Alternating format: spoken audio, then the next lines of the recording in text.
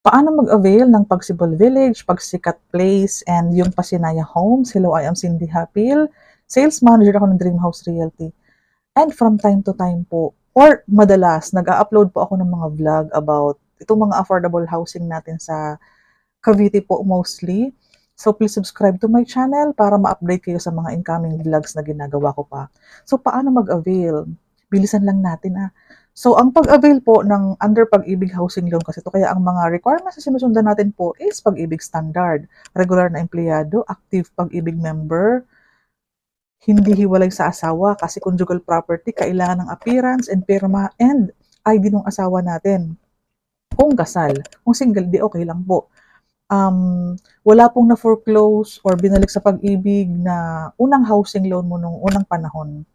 And then may mga ID tayo, mga valid ID, COE, payslip, mga TIN ID, kailangan na po yan, SSS proof, mga birth certificate, marriage contract, Manila, yung mga ganun po.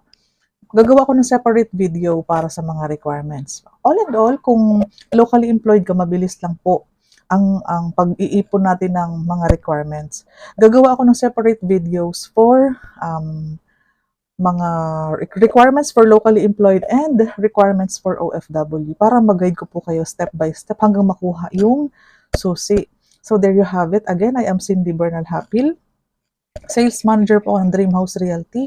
Baka po may magulang kayo, relative, ka-work, na naghahanap ng affordable housing in Cavite po. Hawak natin buong Cavite.